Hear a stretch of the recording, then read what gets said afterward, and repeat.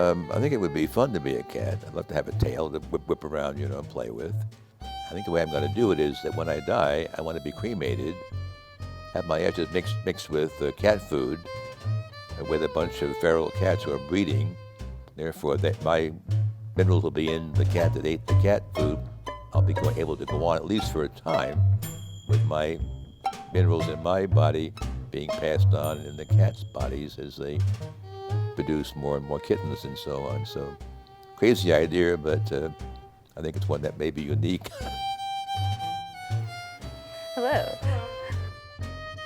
Thanks for coming. This is the American Museum of the House Cat. The Catman will be here. The Catman. I was thinking of putting him up on the wall up here. Yeah, that would be good. Way up high. Somebody up needs to get some good nails in the wood there. Yeah, way up high there. We'll have to bring it in the ladder. I'm going to stick him behind the gift. Yeah, and then he's also got a sign that says he's Crazy Cat. Okay. My name is Harold Sims, and I am also known as the Catman. I'm located right now at the American Museum of the House Cat, which I opened in April 1st this year, and we're on Highway 441 south of Dillsboro. And this is the second house cat museum in the country. The other one is up in Ohio. I opened the museum to entertain and educate people about the cat, also to raise money for the cat shelter. I built it as an open shelter with no cages for cats that were adult, with open space, large rooms, a screen porch, places for cats to jump up on and run around in. And the cats have a very good life there.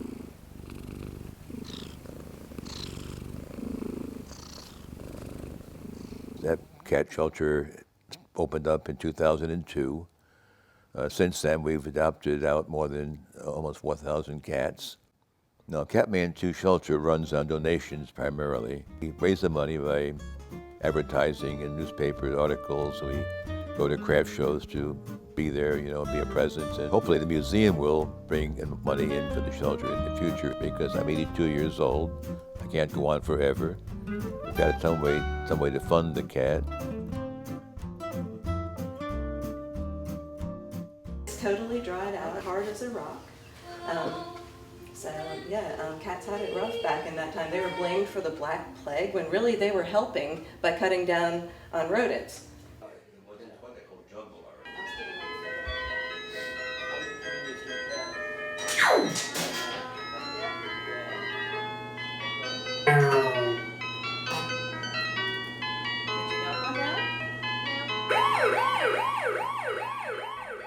People come to look at the cat stuff, and when they come in the door, they're amazed at what they see, because they've known cats for cats.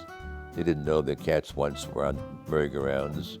They didn't know that cats were on pinball machines. They didn't know that cats were used for advertising, everything you can think of, or the cats were made into jewelry, into fine art, into art glass, and wind-up cat toys that go back to the 1890s. And it's called the ironing cat. It's what they call also an automaton, where it actually has a clockwork motor in it, so it can do more than one motion.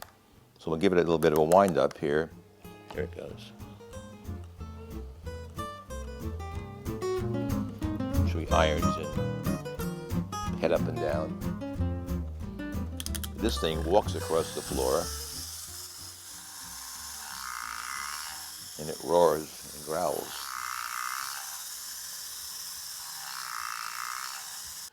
This cat was found in the chimney breast of a medieval home in Yorkshire, England. A chimney would be a great place for animals to be flying around, because you're burning coal, you're burning wood, which could over time replace the tissue of the cat into mineralized form, which is called petrification.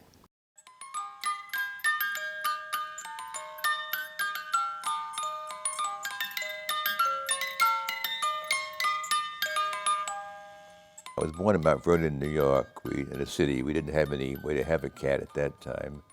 Later on, we moved upstate New York. My father wanted to have a chicken farm. So we had chickens in the barn, chickens on the range, chicken food around in cloth bags, lots of mice and rats around, so we had cats to take care of the varmints. But these were barn cats, and they didn't come in the house. I didn't get into cats until I was married, when we bought a pedigreed Persian. His name was Buzzy, and Buzzy lived to be 19 years old. And he was really my first pet cat.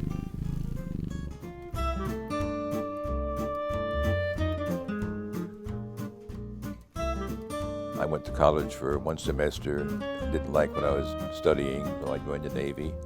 Spent 3 years in the Navy, went to junior college, then to FSU in Tallahassee, Florida, where I studied biology. I became very interested in what they call mariculture, which is raising seafood in ponds or under the water. I was offered a job as a teacher at a junior college. I worked there for 22 years. When I retired from teaching, my wife had to work another 6 months. So to use my spare time, I volunteered at an animal shelter. And I found that I enjoyed most there was going into the cat areas and trying to match people with the right cat. When I came up to North Carolina to retire, I decided I wanted to work with a shelter up here. And I found one that was opening up in a little town nearby. Went in one day and found them killing animals on the table. I said, I don't want to be with a kill shelter, so I left that place, went down the road to a tool shed that I had, got some 2x4s and some chicken wire, made some cages, started gathering cats myself from the dumpsters. Also, people brought me cats, and I started the first no-kill shelter in Jackson County. I also built the shelter, like I said before, as an open shelter where any cat, once it's ready to be adopted, which is probably about 4 or 5 months old, shouldn't be in a cage. I think cages for cats is archaic. No cat that's a stray or no cat that's relinquished by its owner has committed any crime. So why should a cat be put into jail because it's brought to an animal shelter? A jail is something that is for bad things or bad people, bad animals. And these cats have just by bad luck in their life are ending up in cages which go along, most shelters row on row, up and down the walls. It must be terrifying. Whereas in my shelter, you come into the shelter, you sit on the floor, the cats come to you, and they say, I want to be your cat, and that's the cat you adopt. My next dream is to have this attitude accepted by the rest of the world, so that we'll stop building cages for cats and we'll build them more natural habitat, like a home. A cat is a house cat, or to live in a house, not in a cage. The quality of the cats' lives here, let's just say they live better than I do. They have a servant who takes care of their every need, and they get adequate medical care, special care when they need it, TLC. There's lots of fun places to hide and climb and rest, and lots of toys to play with and other cats to play with, and they even have a couple of dogs that come in every morning to play with them.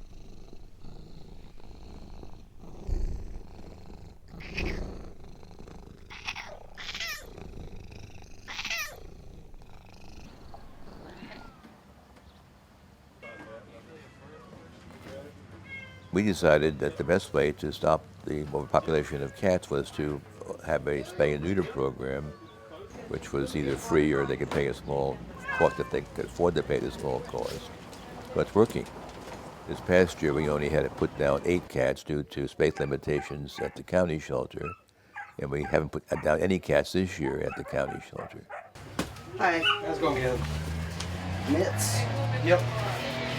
was 3.1 kilograms. She was spayed, had a 1-year rabies vaccine. She was stage 1 pregnant. Stage 1 pregnant again? There was some sneezing. Watch for upper respiratory infection. You have 1 staple that needs to be removed from the incision in 10 to 14 days.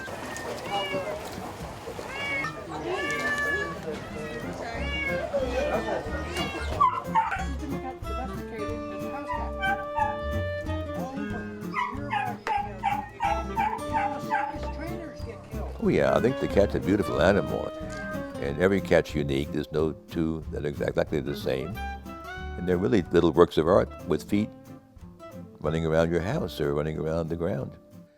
I also myself feel that cats are unique in that they're independent. They can live alone. You could put a cat out in the middle of the woods here and it would survive. A dog, on the other hand, has to be in the pack. Without the pack, a dog is just is at a loss. But the cat can live anywhere without man. People that don't like cats don't like them because they don't mind them. A dog will sit, heel, walk, come, fetch. A cat will do it if it wants to, but doesn't want to, it won't do it. So because we are, I think we want to think we are the boss of the whole world, and we want to be able to boss the cat around. And you can't boss a cat around. That's a cat for you. If I want to do something, I will. If I don't, I won't.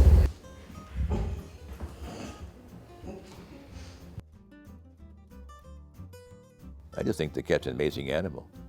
I mean, I just love them myself. To me, the museum and the shelter both have been the end of a dream. Harold is one of the most stubborn people that I've ever met. When he gets an idea in his head, that's it. Like, he's gonna make it happen. So I wanted to have a shelter of my own, so I worked hard to get that dream to come true. A museum was another dream that I had, talked about to everybody I could talk to. They said I was crazy. This is dog country. No one will come to see a museum in Jackson County. We've had at least well over 1,000 visitors in the first 2 months that we were here. So really, I've had a dream that's come true. And one of my books that I wrote for children is that if you have a dream, you got to be willing to put the effort into it. So you have to have a dream, and without a dream, nothing can come true. I'm going to feed you my ashes someday. That's what I'm going to do with you. No, you're going to be spayed, though. That wouldn't go very far. I tell people that when I die, I want my ashes to be fed to some wild cat so I can become a cat. Oh God. Look at that. Look at that. Yeah.